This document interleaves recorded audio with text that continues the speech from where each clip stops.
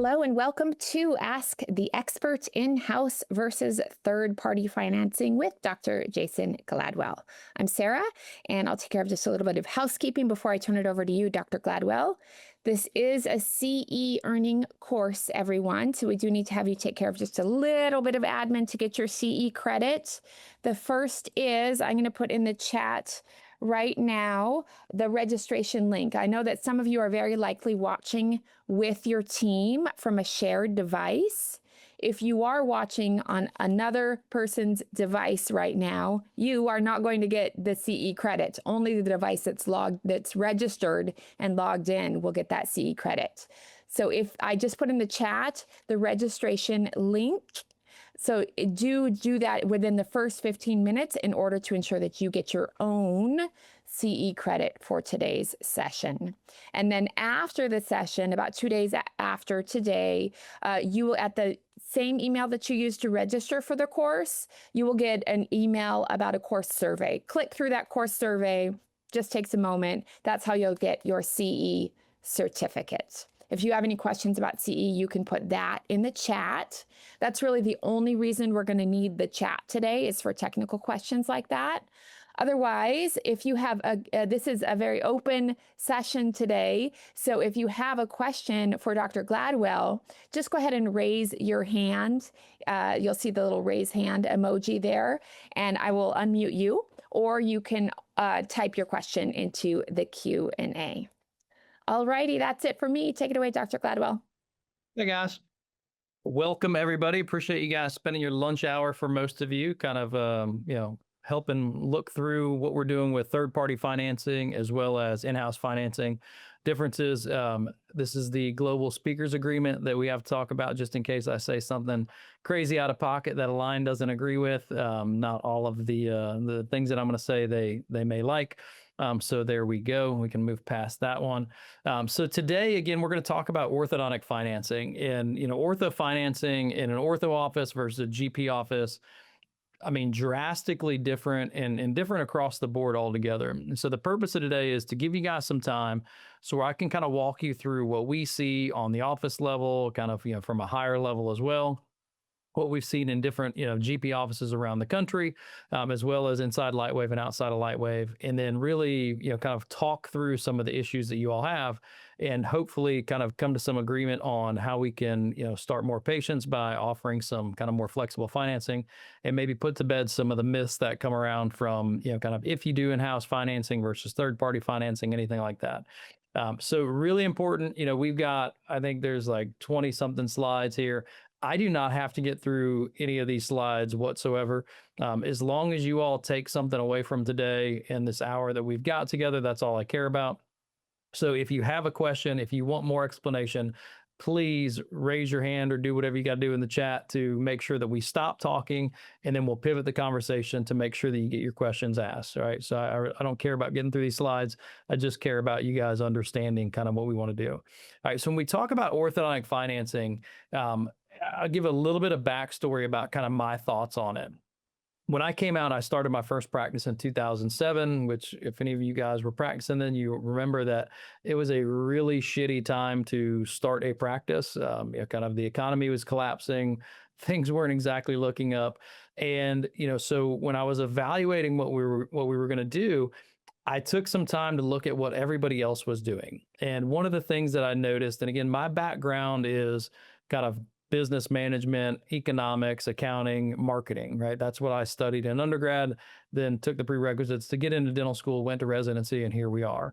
But so one of the things that I picked up on really quickly was orthodontics was very far behind what the rest of the world was doing in terms of affordability of care, and in terms of making sure that, kind of customers actually could get from top of the funnel to bottom of the funnel, from interest to starting treatment. And that was really important because, kind of that's really what set Gladwell Orthodontics up for taking over an entire community first, and then ultimately becoming, kind of one of the largest orthodontic practices and group of practices in the entire country. And, I go back to everything being when, when I was in undergrad, and it still stands true today. The number has changed slightly, but not much.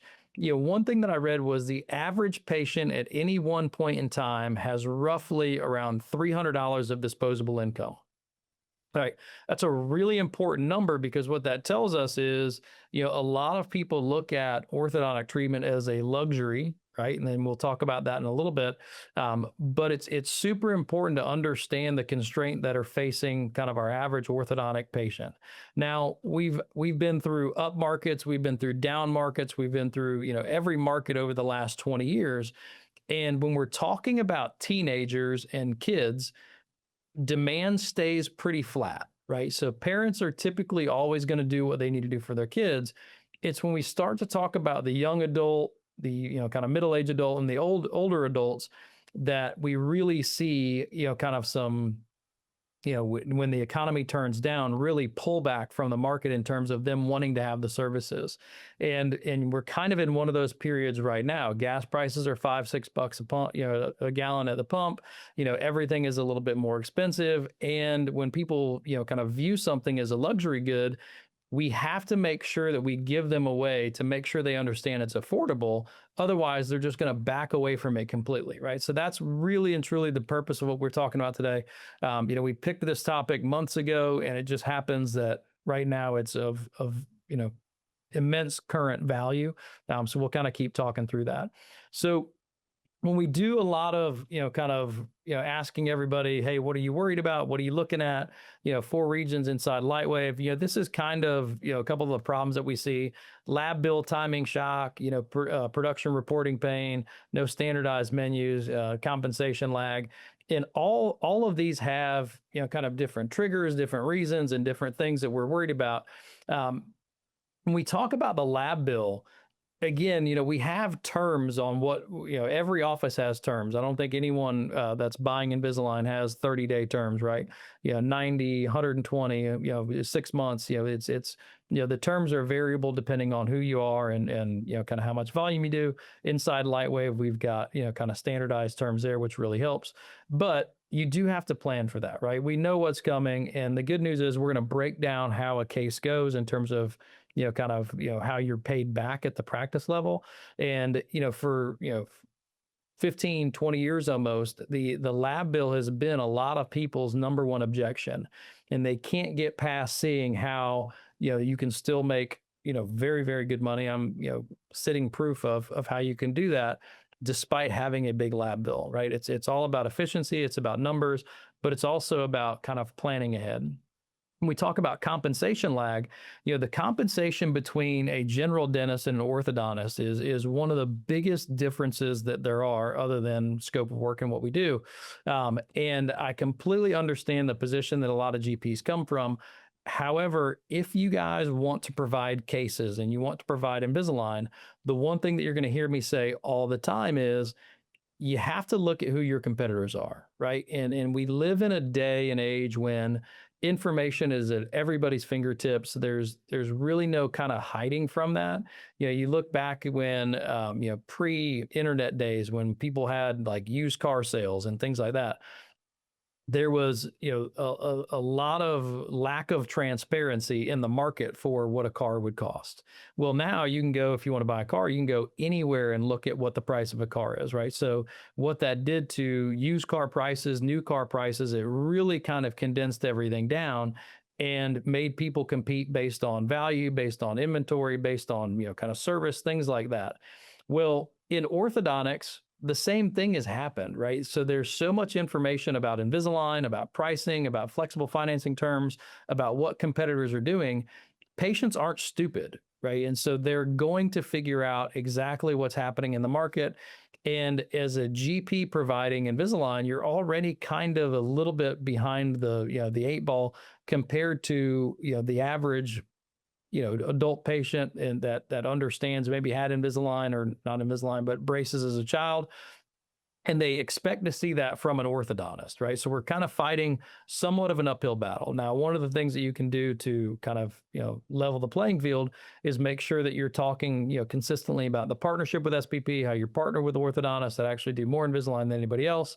But from the general kind of patient awareness and kind of consumer, kind of knowledge standpoint, there is that we have to fight against there, right?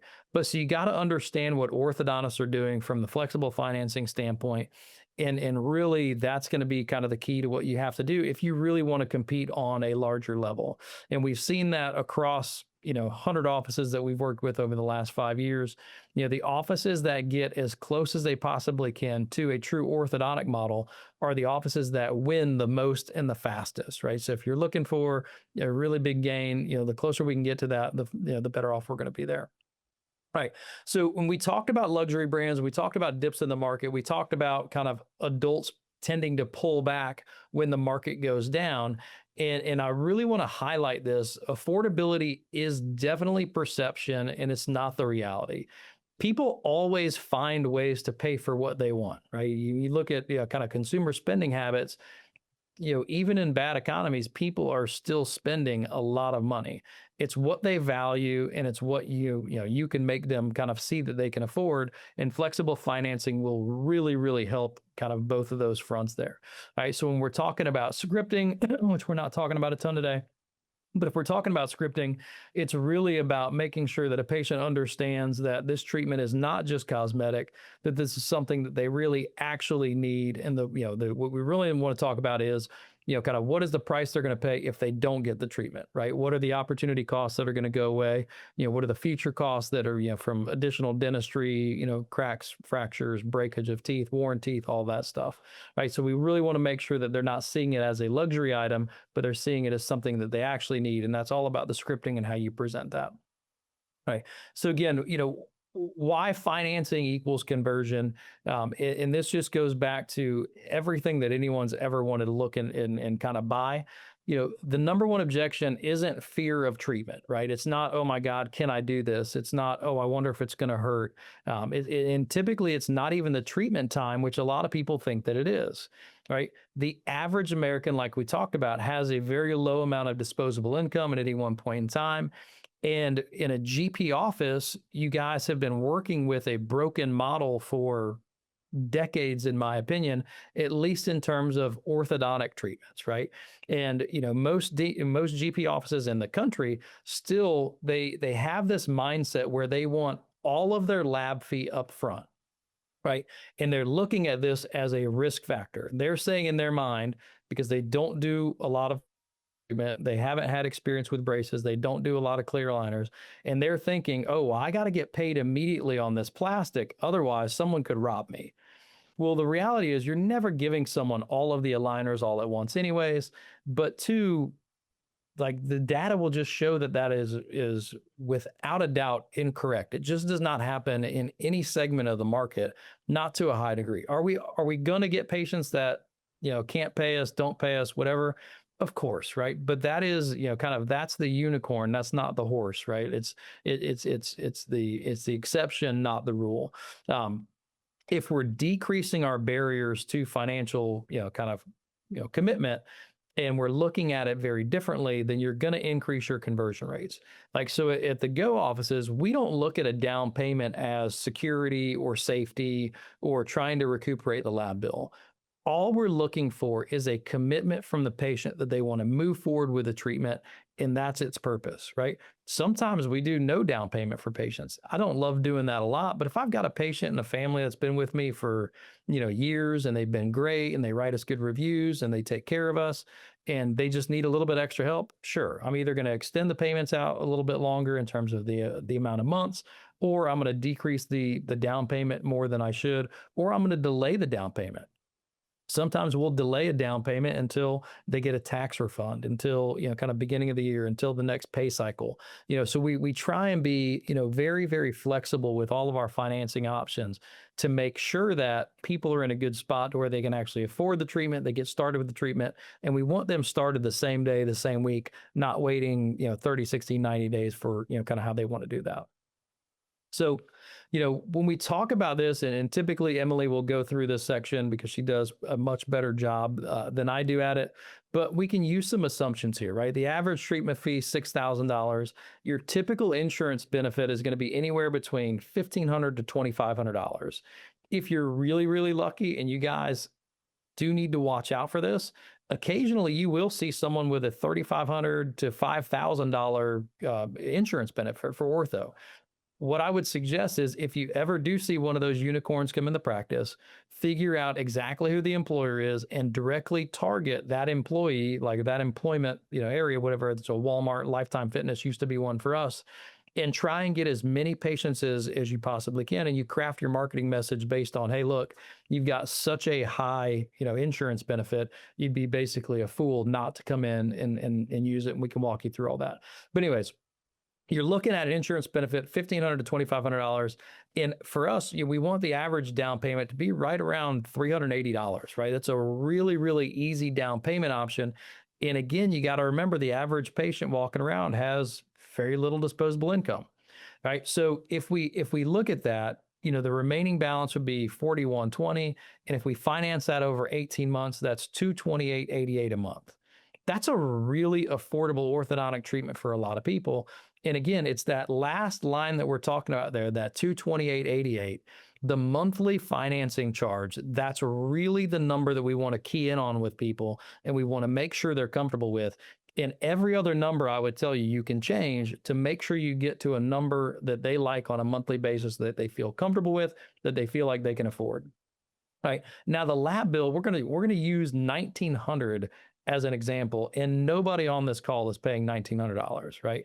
And it's also due 120 days after shipping. Well, when you look at how a patient progresses through, 120 days after shipping is really closer to 150 days after the patient comes in. So in our offices, you come in, you get a same day start. You sign the contract, which means you're financially responsible for whatever happens next. And then we even have a little rider in there that if for some reason after the plastic is ordered and you decide you don't want treatment anymore, well, you're still responsible for my lab bill. Okay, so you're on the hook for that no matter what. But then when you look at how many monthly payments that you get, what your down payment is, and then how insurance pays, right? So insurance typically pays a portion, immediately, then they pay a portion kind of over time a little bit as well. But before the lab bills are due, you're going to collect, roughly $1,900, right? In this example, 1858.02. However, we all know that our lab bill is less than that. So you're actually already cash flow positive before the lab bills due. All right. Now, again, you guys have, the one thing that I love about kind of GPs treating patients versus orthos treating patients, most of the time we're seeing new patients for the first time ever, and we don't have a long history with them. You guys have been, really good about, keeping and holding patients for, for years, sometimes decades. So you know the financial habits of your customers and your patients. And so you have a lot better idea because you have a longer history of where they actually pay or not. Right? And so you can use that to your advantage. Again, if you have a patient that's been with you for 10, 15 years, that's a person that I would say, hey, look, what down payment do you need? If you got a new person off the street, I would probably be less likely to offer them a zero down financing option, right? So use your best judgment, and you can do all of that. But we want to try and get to a reasonable amount of down payments so that we can really start these cases. All right. So again, how does ortho do it differently? Well, this is how. Again, we have an orthodontic office. We're typically going to do, anywhere between $0 to $500 down options, terms to match the treatment length, meaning that if it's a 24-month treatment, we're going to do it over 24 months. If it's 18, we're going to do it over 18 months, right? And then we do so, sometimes we will extend past that, because I know if it's an 18-month treatment and I'm trying to get a monthly payment down to where my patient's comfortable with it, an extra 2 or 3 months is they're not going to run out on the back end of the bill, right? That's just not how life works. We still have retainer deliveries, we have retainer checks, and in over a 20-year career, that just doesn't happen. Now, the typical GP, you guys are requiring, 1,000 plus down. I heard the other day someone was offering $2,000 down, like in people just don't pay that, right? We go into offices, and a lot of offices that we go into, they will swear that they don't miss any patients because someone has to pay $2,000 down. If that's your feeling and that's your thoughts, I can assure you, you are not tracking things appropriately, and you're definitely not looking at data. Those patients are not that prevalent in any market, anywhere, Beverly Hills, Franklin, Tennessee, wherever you want to go. They're not there to that degree to where you're not missing payments or patients based on a massive down payment. So if you're doing that, if you take anything away, please be more flexible if you actually want to start some patients, because your competing orthodontists and your competing GPs around you are probably not doing that as well. right? Then a lot of GPs want to use pay in full or third party financing, which we'll walk through as well. I hate both of those options. They're both really bad for conversions. And again, this is a volume game. The more patients we get, the more flow we have in the office, the more volume we have in the office, the more money you're going to make, the better everything's going to work, and the happier your team's going to be, and the patients as well. When we're looking at kind of the key principles for flexible financing, again, you always want to start with the monthly payment, right? That's the problem. Like that's the X that you're trying to, to solve for is what is the monthly payment that they can accept? Where do they want to go to? And then you can, dictate the down payment and then the the number of monthly payments off of that. So that way you can actually get to a point where they can say yes to treatment immediately, right? We want to make it easy for them to say yes.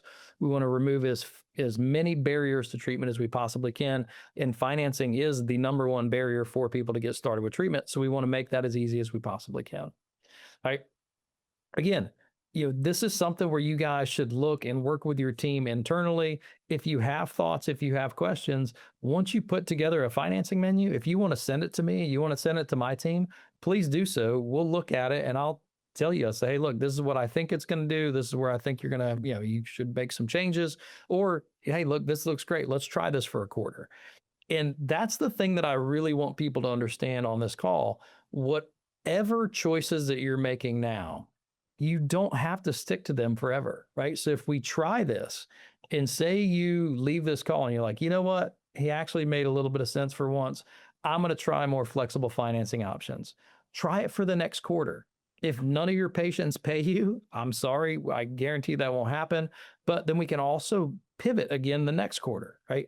But you got to at least try it first. And I promise you, once you try it, it's not going to be the end of the world. Your systems are not going to break. You're not going to go broke. Doctors are going to get paid. Everything's going to be good. But if you try and it doesn't work, you can always pivot back and you're not going to lose a ton, right? So that's really, really something that I want everyone to consider as well. So when we talk about in-house financing, again, this is the orthodontic model.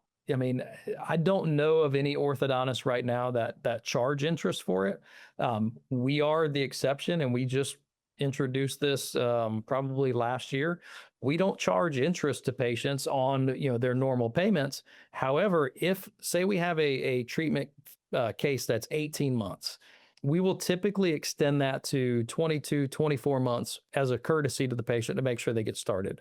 However, if they need to go past that, now what we've introduced is charging them 5, 6, somewhere around there % on the total as a convenience for extending it further than what the treatment is, right? Now, the patients that we're doing this with are 100% saying yes, and they have no problem with it because those are the patients that are typically used to paying interest rates for stuff anyways, and they appreciate the flexibility, right? So we don't have any lender involvement. We got, fully, flexible, customized terms with every patient. I, rely on my TCs and Emily to, to guide that process. But it is by far, this is the gold standard, easiest way to get a patient to say yes and remove financing as a barrier. All right. Again, benefits, no interest, easy approval, customized experience, less stress. And the less stress is honestly for everybody. We've been using OrthoBank, which they make Dental Bank as well, and doing, ACH drafts for 20 years. I've never spent $1 on a stamp to send out a statement to any one of my patients. So we've saved a ton of money from that. It's also, doesn't take as much of my team's time to be sending out statements, things like that as well. And we just make it direct deposit, right? We're taking it out of someone's bank account, either that or a credit card. And it's really, really easy.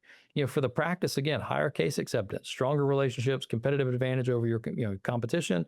And then again, the practice differentiator. From a GP standpoint, you really do want to differentiate your practice from everybody else's. Because again, we go back to transparency of data, transparency of deals, and people will shop around more now than they did 10 years ago. It's unfortunate, but you got to have some differentiators built in there. All right.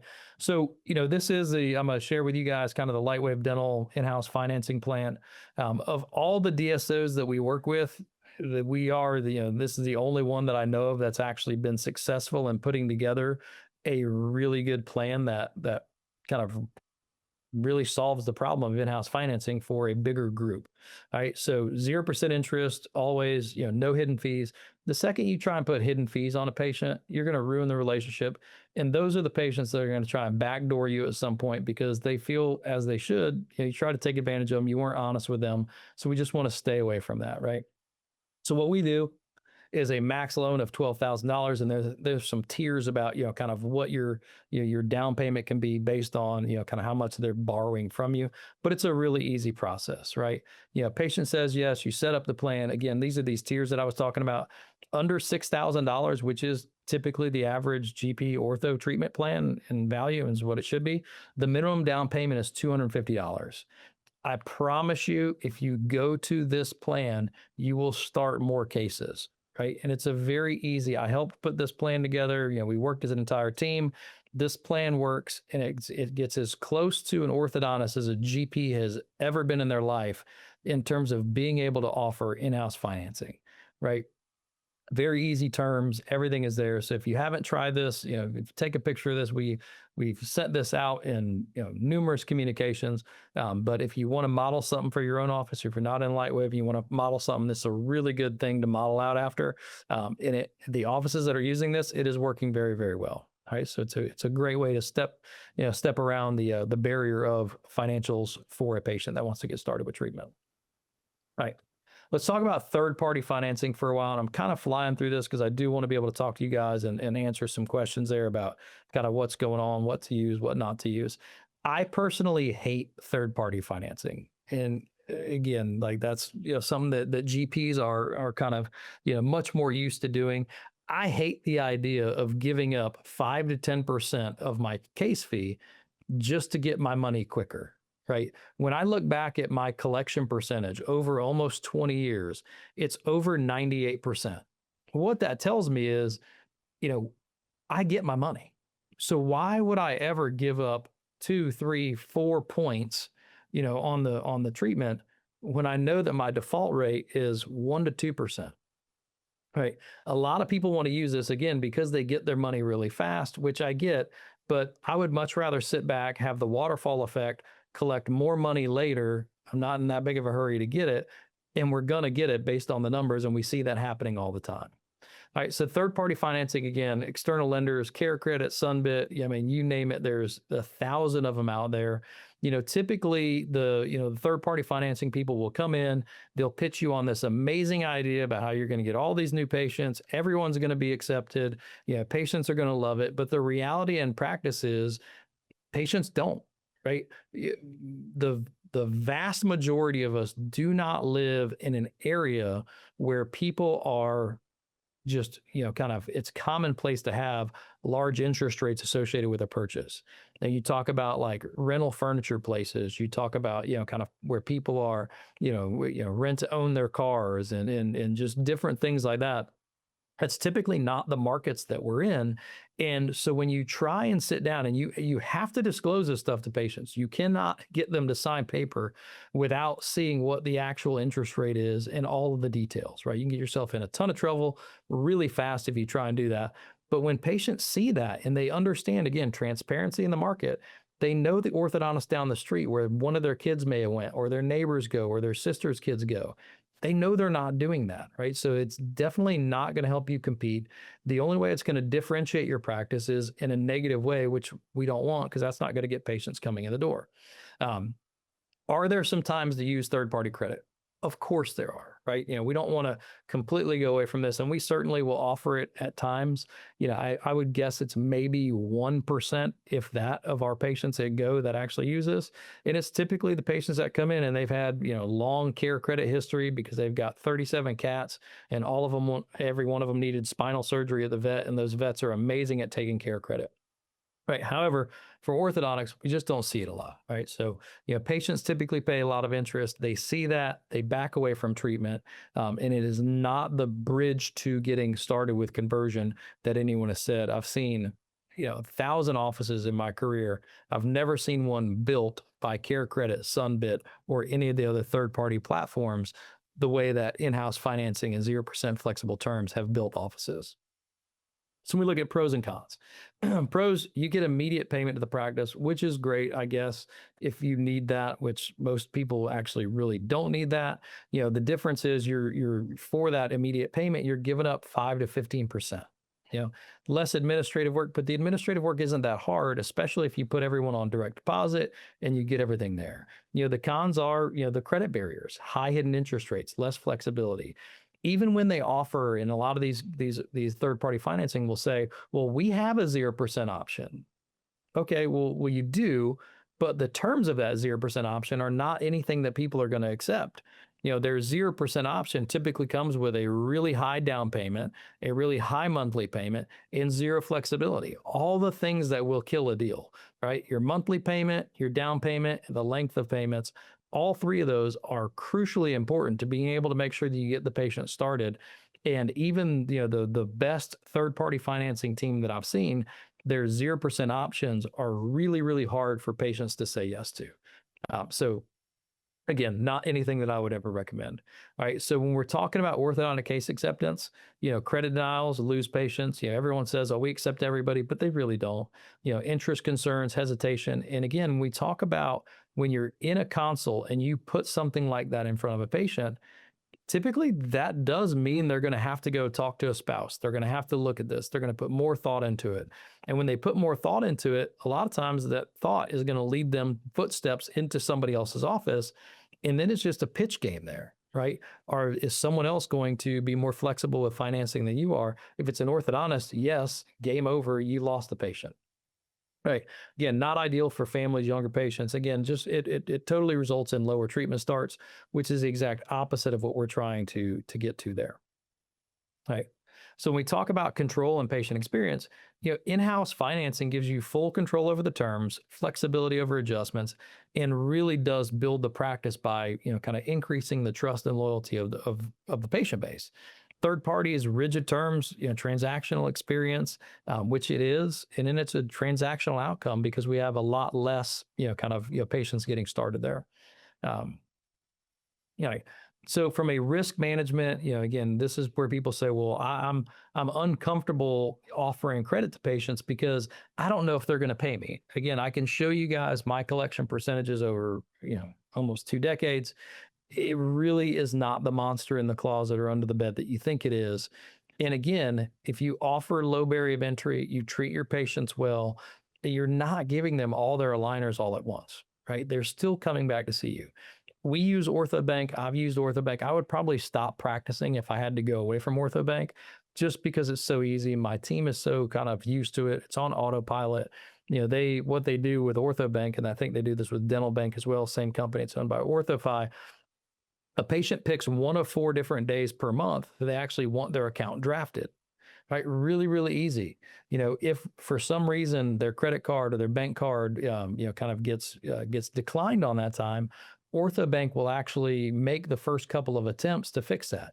And typically that is what it is. It's just an out-of-date card. Someone's card got fraud, someone it expired, whatever it is, and they'll take the first couple of times to reach out. And then they'll kick it back to you if they need to, which very rarely does that happen. And then, occasionally they can even put people in collections if you want to go there that far. We honestly never really get there. But it's all about systems. It's about training. It's about your team. And then for a GP, it is slightly about a leap of faith. Like you guys have to look at something and say, okay, we understand, the headwinds that are coming at us. We really want to grow this program. We want to see more patients, and we're willing to take a little bit of risk to do something different in order to make that happen. And again, listen to what I just said. You're willing to take a risk to do something different. It's not real risk in terms of offering, flexible financing. The risk is just you getting with your team, you doing something different and not doing the same thing that's been done in dentistry since, the early 80s, right? So that's where the risk is. So again, we talk about the financing directly impacts growth. If anyone wants to belabor that point, we can certainly kind of go counterpoint for there. I promise you I will win. Financing is one of the key gates and barriers to people getting started with treatment. And the more, kind of we can make that flexible and the easier we can make that on a patient, patient experience is going to go way up, conversion rates are going to go way up, and practice morale is because you're going to be starting all these, all these patients. Again, third party financing, lower control, lower profit, more gates, and then it's kind of out of your hands a lot as well. Like if someone gets denied, it's a way more awkward conversation. And when we get to in-house financing, we're going to increase starts, improves patient satisfaction, and maximizes revenue because we're maximizing revenue by maximizing the number of feet through the door, the number of starts per month, per year, and we're making sure that everybody's getting taken care of from that standpoint. All right. So we'll stop here and then we'll kind of go into some, individual office questions, scenarios. This is the part where you guys hopefully can get the most benefit out of it. You've heard my thoughts on all the different financing options. Now tell me what your problem is and let's work through it and hopefully find you guys some good solutions.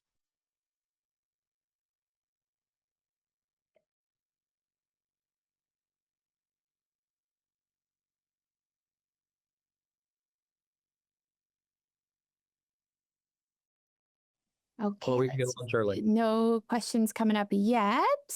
Again, folks, you can just raise your hand. Here we go. All right, go ahead, Brandy.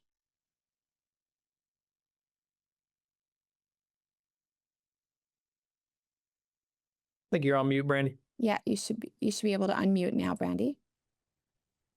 Is that better? Yes, That is there we go. better. Hear you loud and clear. I have Suzanne here with me and she's going to ask the question. Okay. It's very Hi. brave of you, Suzanne. Thank you for this educational meeting. I really love it. I just had a quick question about conversion. So at least I've been finding patients have HSAs or FSAs they want to utilize and they're not ready. They don't have the amount that they have to really start the same day. Do you guys have tried and true verbiage about handling HSAs and trying to convert them the day they're here versus waiting for them to look into it and things of that nature? Yeah, I want to make sure I'm answering that question appropriately. So walk me through, give me more details about what you're seeing happening. And we definitely work with HSAs and FSAs all the time. I mean, on a daily basis, right? So that's something that people have. But what is the specific constraint that you're hearing or seeing? Like what problem are we trying to solve in that regard?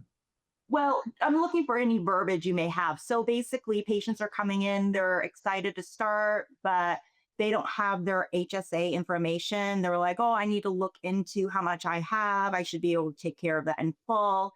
And then they want a week to think about it or a couple of days. Yeah. So one of the things that we do is we'll say, hey, listen, Sandy, hey, we're so excited that you want to get started with treatment. Again, from the time that we get started by signing this contract to the time that, kind of the aligners get here and everything goes, we're actually going to have about a 4 to 6 week period. So if you know that you're going to get started, why don't we go ahead and go today with a minimum down payment, because you can always come back and pay us more. But this will get you started. And again, at the time of delivery, which is going to be about 4 to 6 weeks, we can actually redo all your finances if we need to at that point as well. So what you want to do is you want to get that down payment, right? You want to get the most basic financial terms. So say that was a $350 or $400 down payment. Mhm. Right? So you tell them, hey, we're going to start here, and this is what the payments would look like. This is what the financing would look like over the course of the treatment. However, if over the next week or 2 weeks, you go and you figure out that you have way more, well, then simply what you'll do is you'll email me or my team. We'll take a look at that, and then we'll send you a new breakdown of what the financials will look like. But then this doesn't prevent us from getting started, right? Because we got that 4 to 6 week time before, kind of when we sign the dotted line and when we actually get the first set of aligners back. So this helps us not waste time because, the way that your teeth are functioning together, we may have chips, cracks, fractures, anything bad. The sooner we get the plastic on there, the more protected we can be and the more that, kind of we're going to get through the treatment in a timely manner. Okay, perfect. I love it. Thank you. Yep.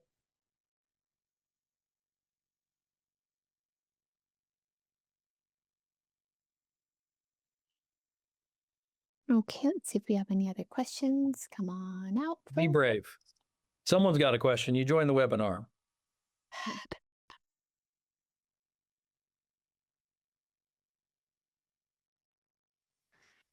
While we're rating, Yep. I'll just ask you one. What's the best way to get the whole team, not just the doctor, genuinely excited about Invisalign? Yeah. So when we talk about, kind of Invisalign in office, everyone has to be aligned because, the system is not just a doctor driven system, right? When we look at the, kind of especially in a GP office, you look at all the different touch points that a patient has. I would argue that a lot of days the doctor may be the least important person that's there, right? The hygienist is extremely important because they're going to spend a lot of time there, and there's so much trust with a hygienist and a patient. I see it all the time where, a hygienist will leave the practice and patients will leave to follow them wherever they go, right? And that just highlights the kind of bond that they have with patients. So you really have to make sure that everyone understands what our goal is, right? The goal is not just to do as much Invisalign as we possibly can. The goal is comprehensive care dentistry, right? That's where it starts. And I think that's the easiest way to get the entire team to kind of see what we're trying to do. It's, hey guys, look, we're not just trying to pitch some product like some tchotchke product that, we're just trying to sell as much of it as we possibly can that has no inherent value for the patients. This is actually what patients need. Let's look at our patient. Let's make sure we understand kind of what our goal and core values are. The core values of the practice should be that, kind of we want to get everything, kind of taken care of, and we want everyone to, kind of have the smile they deserve, to, kind of have the absolute best oral health they can do that.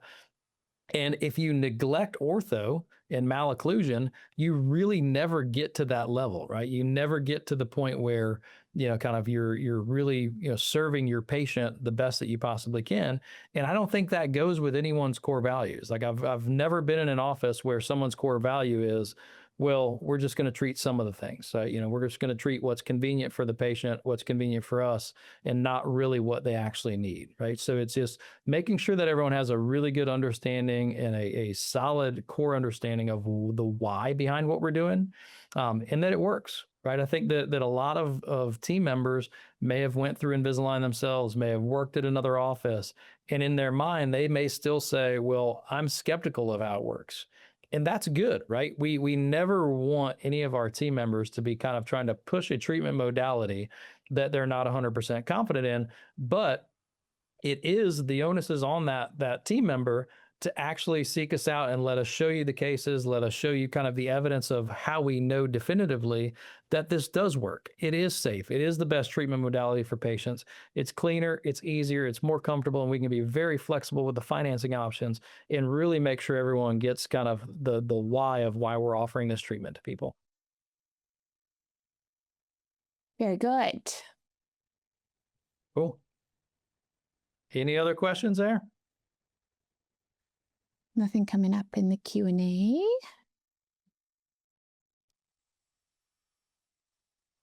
All right. How about just one more general one? How do you track whether your financing options are actually driving more case acceptance? Like what metrics matter there? Yeah, so understanding your true conversion rate is really kind of the biggest problem in a GP office, right? So in an ortho office, we track conversion rate, kind of, on a daily, weekly, monthly basis. In a GP office, it actually gets kind of, watered down a lot. People look at, how many scans did we do versus how many starts did we do?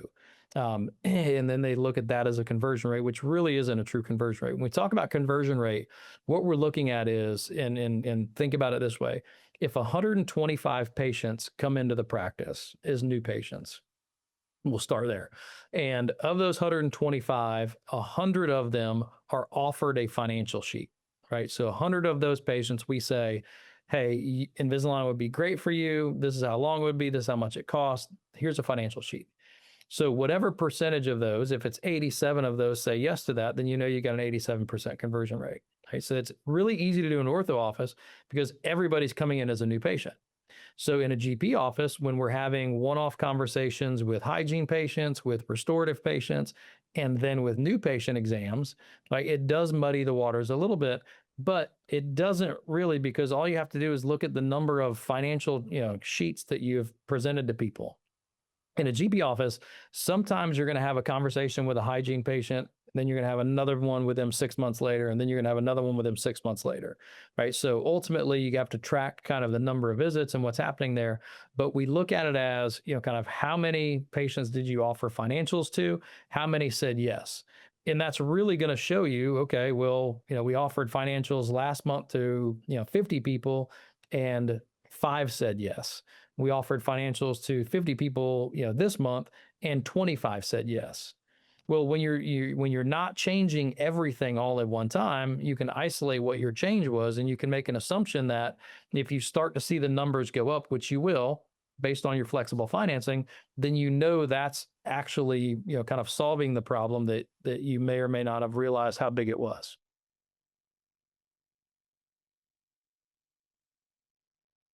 Make sense? All Hopefully. right, great. Yeah, thank you. Awesome. Well, if no one has any more questions, then you guys get a little bit of time back in your lunch. If you do have more questions, again, scan that QR code, send us an email. If you ever have topics for, kind of other things that you want to see on these monthly webinars or quarterly webinars, make sure that you kind of send us a note so that way we know exactly what we can do for you, and make sure that we're providing you guys with the information that you need that's really going to positively impact your practice and hopefully end up, kind of helping with better patient care for all your patients.